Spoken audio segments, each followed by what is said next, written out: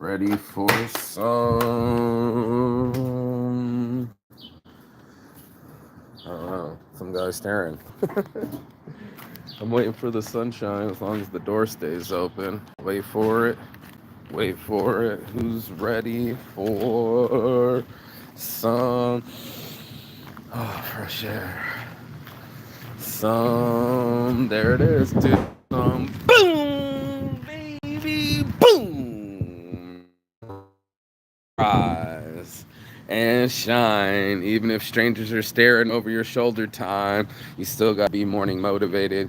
You still got to outside. I'm grateful it's summertime here in Finland and I'm waking up in the print shop. That's right. I slept over last night in the print shop. Mom came up this morning, woke me up, and I'm grateful. Get out of here, B. You don't want to be trapped in here. You don't want to be trapped in here. You want to go outside and be free. Promise you that.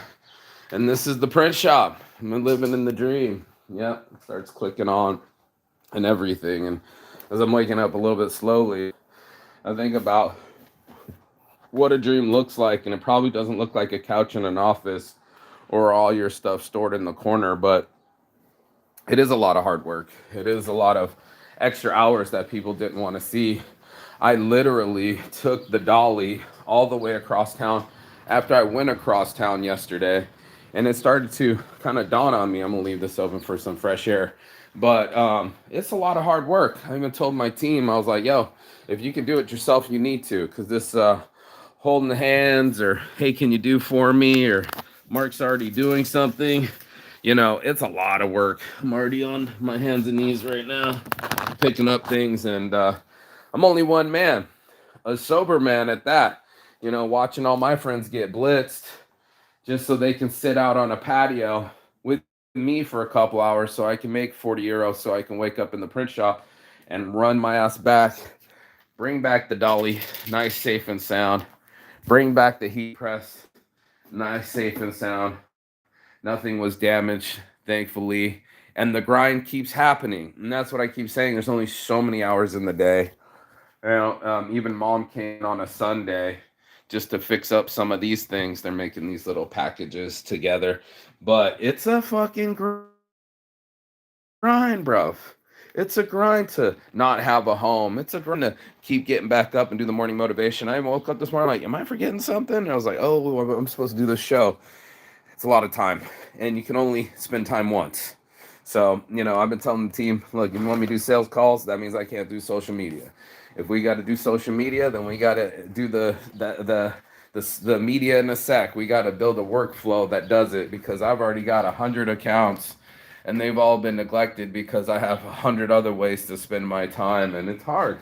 It's hard to get outside and make your life a reality and be sober. And watching other people talk about sobriety this morning, it's true. I've been up before 3 p.m. for a long time. I stayed up till about 3 a.m. last night just being sober and walking around, not even smoking weed, bro. Like, I've been smoking this already been vaped weed, and people come up to me and they so assume that I was smoking weed that they're like, Mark, you can't smoke weed out here. I'm like, it's not.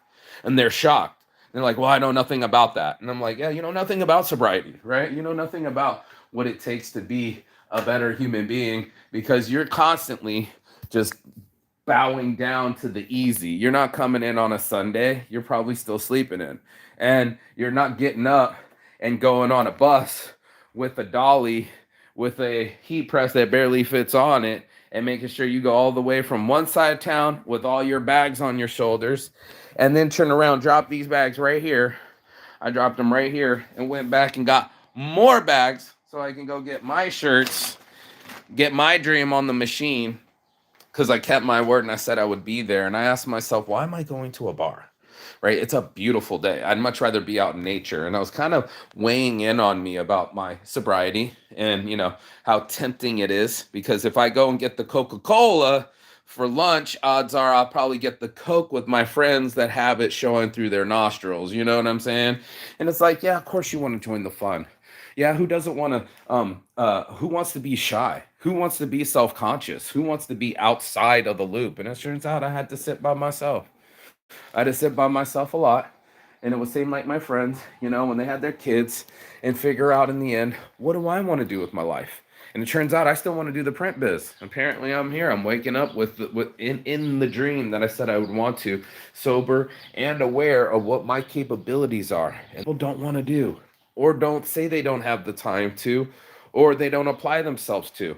You definitely won't have the time if you're my friends. I can't call any of them right now before noon because they're all fucked up. It was sad to see people check their noses. It was sad to see people talking to themselves. It was sad to see red faces sitting alone.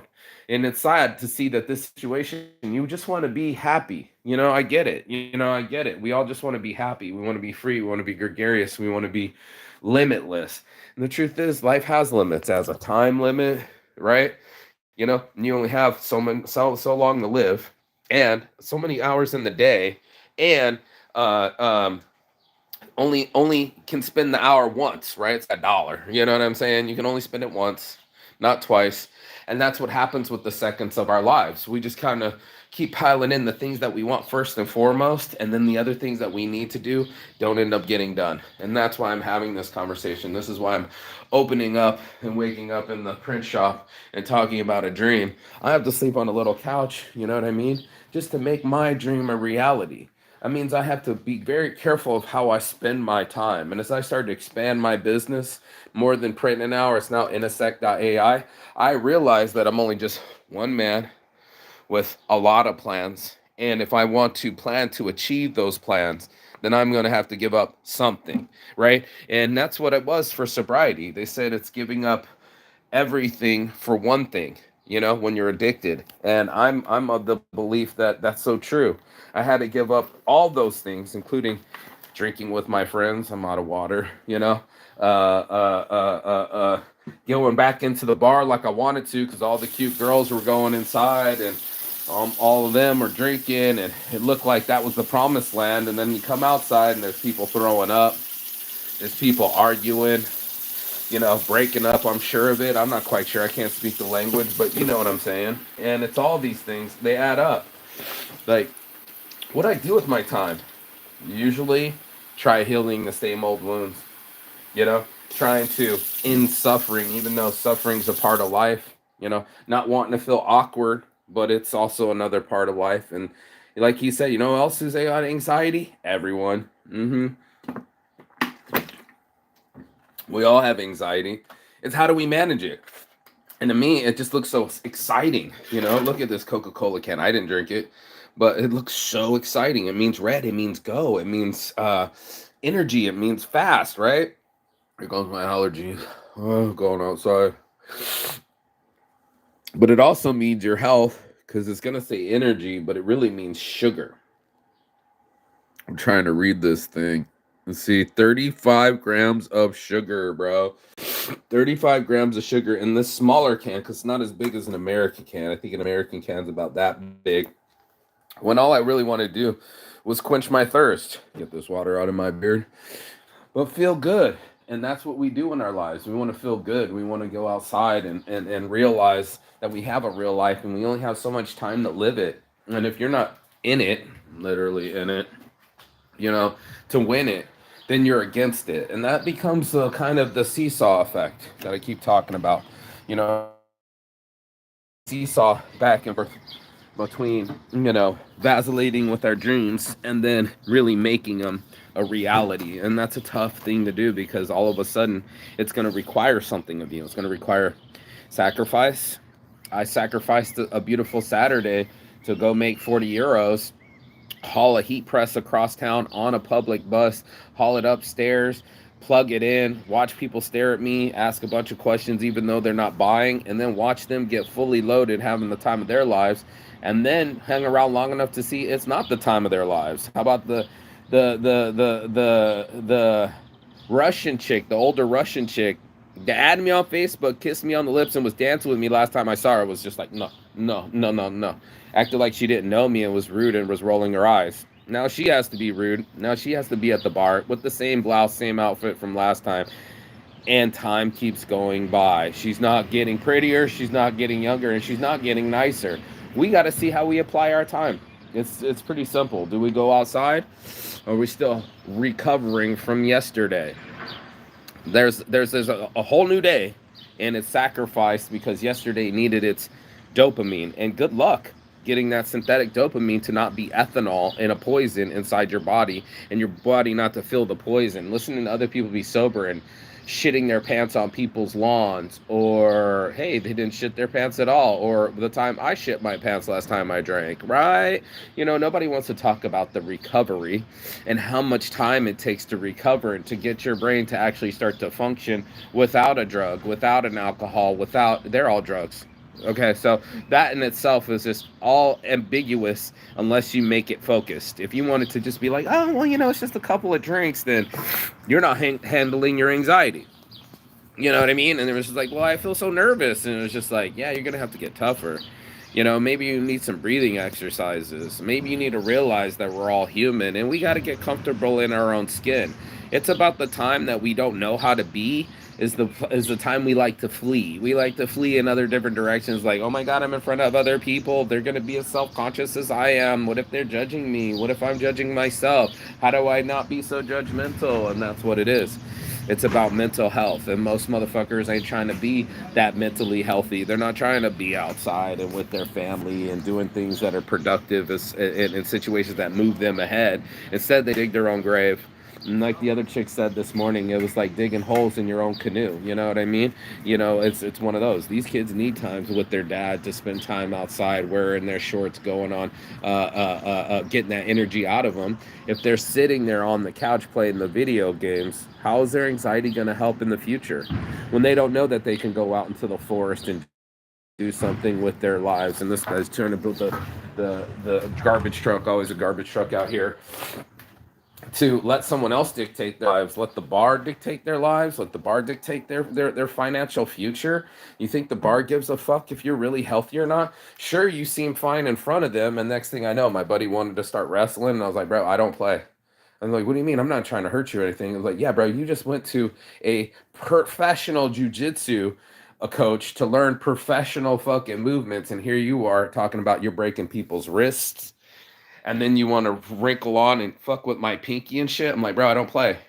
Like to me, I'm like almost like I gotta eye gouge you to stop. And I'm like, but you're my friend, and I don't want to eye gouge you, but you're also my friend, and you're gripping my hand, and you're starting to hurt me. And he was so drunk he couldn't turn it off. No, I'm just showing you. I'm just showing you. No, dude, you're putting me in an arm lock and it's going to hurt me.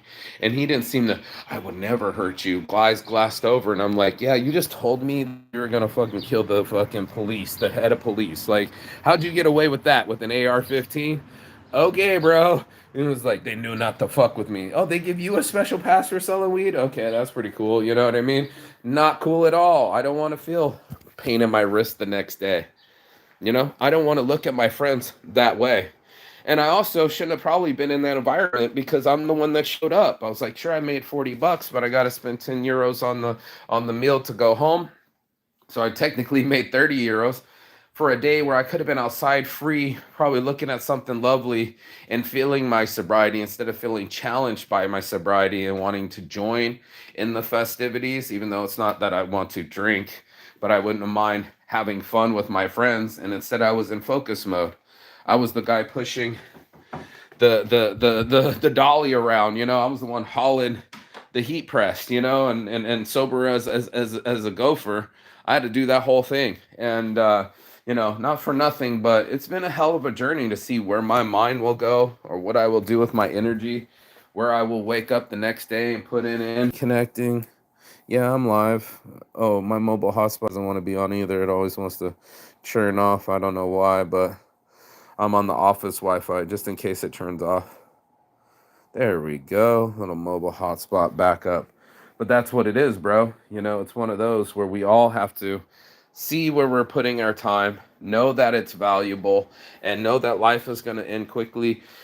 And if you don't spend it accurately, you'll see that it adds up to nothing. It doesn't care. The sun will rise tomorrow, and it'll care less if you are even going to do something about it. I smell a cigarette. Be connecting. There we go. So go for, what did I say? Go for, I was just saying it too. Oh, mental health or mental slavery. was another one. I think that's not even what I just said, but the phone cut off and I thought I had Wi-Fi and shit. But this is what it is. It's a measurement of time. And it's the enjoyment of time as it passes instead of just being, in your head with dread and judgment and miscommunication and not positivity. That's what ends up happening. We have a life to live, and it's not just to go walk our dog and to sit there or stand and be on the same corner for the last 15 minutes. Dude, keep it pushing. Keep your life pushing in a different direction. See how far it can move. See how far you can move you. And then you'll be really surprised about your sobriety. You'll be surprised about the quality of life and also surprised of what it takes to make me happy. That was a shock for me. It turned out that when I was looking at things, it was like a self sabotage. I would get to the top, right? I would get to what I thought was successful. And then as soon as I got to the top, I couldn't wait to self sabotage. And that's something that also saw. Finally, I'm sober. And the first thing I want to do is go get a Coca-Cola with my lunch and felt like I deserved it. But I also listened to the doctor and says, stay away from processed meats, never let it into your house. Bagged candy, never let it into your house.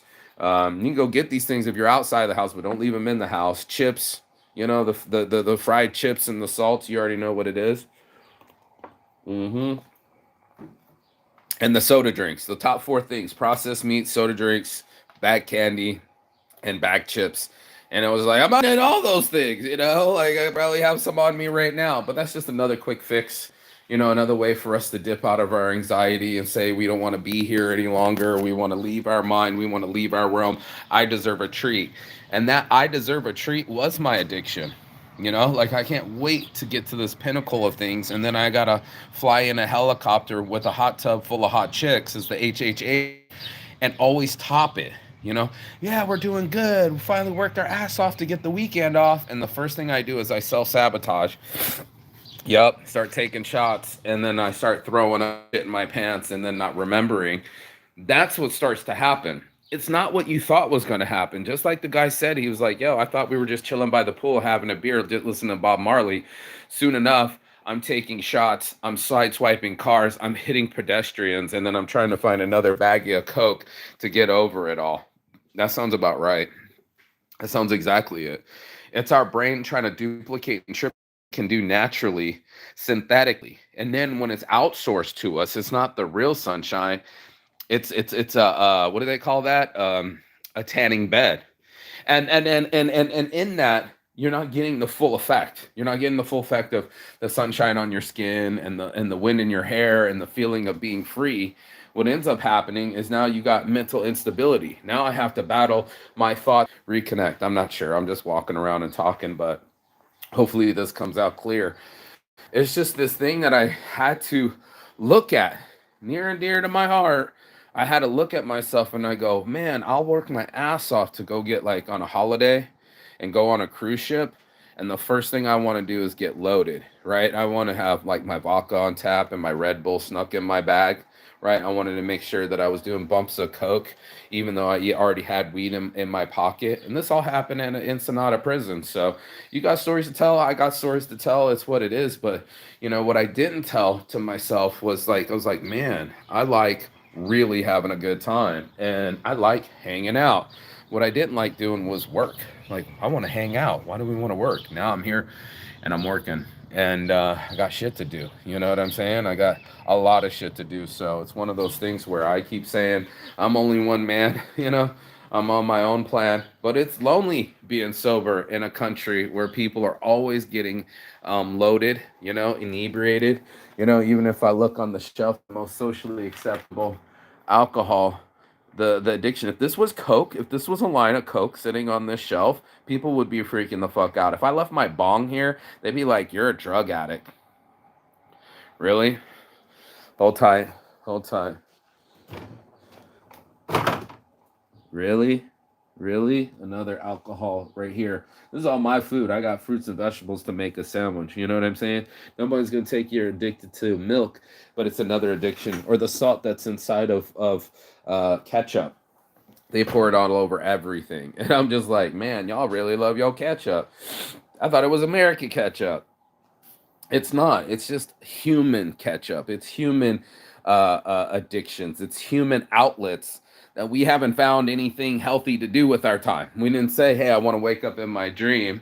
No, they were like, I didn't think anybody wanted to wake up hungover. I'm sure of it. You know what I mean? Nobody wants the pain with the gain, right? Everybody wants the prize, but nobody wants to pay the price. And I think I paid the price. You know, it's just going home sober, walking past my buddies at the bar, said hello, grabbed my meal. They're like, hey, Mark, I'm going to go for a piss and go back in there, buy more drinks, hit on the bartender that probably has plenty of boyfriends.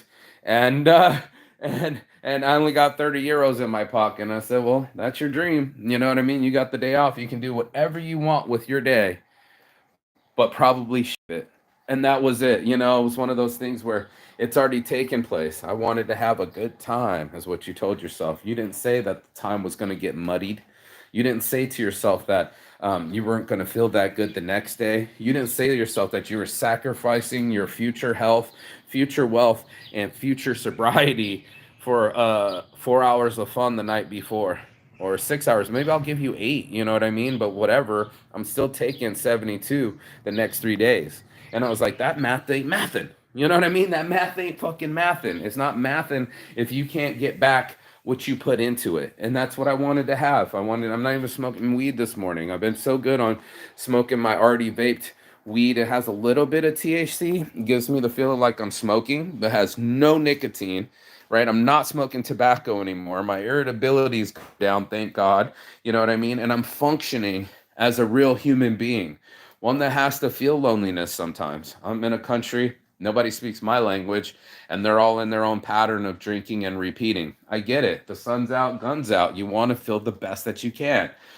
Helicopter with a hot tub full of hot chicks. I also wanted to maximize, but in my maximizing, I realized that I was self-sacrificing. I was self-sabotaging. I didn't even notice that, but it's true. As soon as I did good, I figure out a way to blow it. You know, and I mean on blow, on hookers, on drinking. You know what I mean? It was one of those things where I was like, yeah, let's do everything. I was watching the guy go, I'm in Amsterdam. Time to go get where I could see some weed and tits. You know, he was just talking about the red light district and the green light district. He's like, I'm not gonna do any of those. Does he talk to himself? This is a guy that does a lot of ayahuasca. So much his ceremony guy had to punk him. You're like, bro, you're always gonna have suffering. Stop trying to come over here to stop the pain. You're going to have coping mechanisms.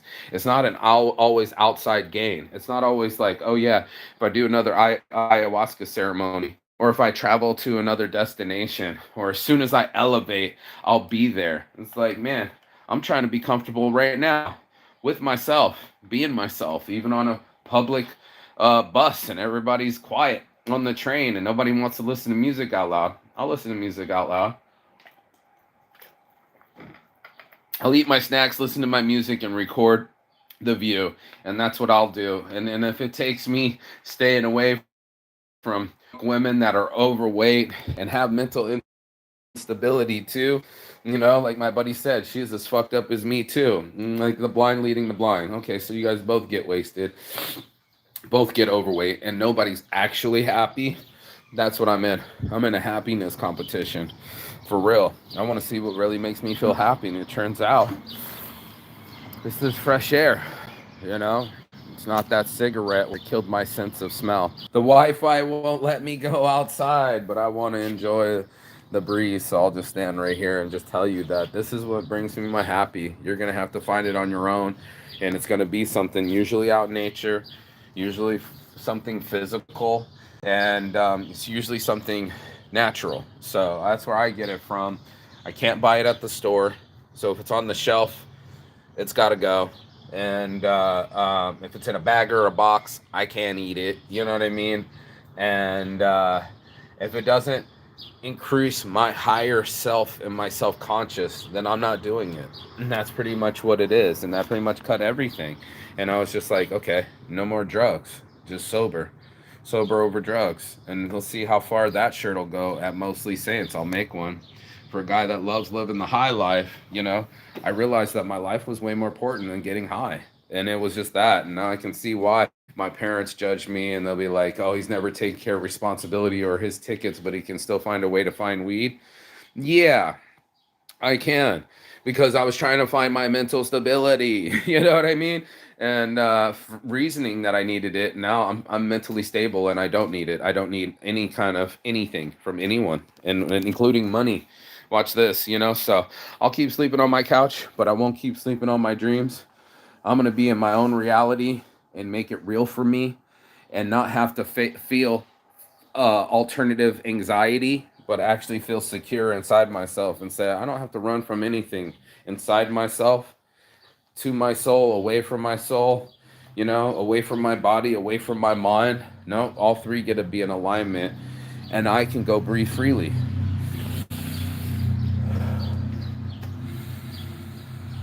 Ah, the smell, bro. It's so fresh. Makes me feel so alive. Let's stretch. Ugh. And then I can be okay in my skin instead of running from sin to sin. And I know you know what I'm saying. So that's Saint's Addiction. That's all my heart from the start. It's your boy Marky Saint. And as always, peace and love. And Chigathon. That means goodbye, but not forever in Finnish. And I will see you on the other side as soon as you like, share, subscribe. The other side of your fear, the other side of your excuses, and the other side of the world, because that's where I'll be. Peace.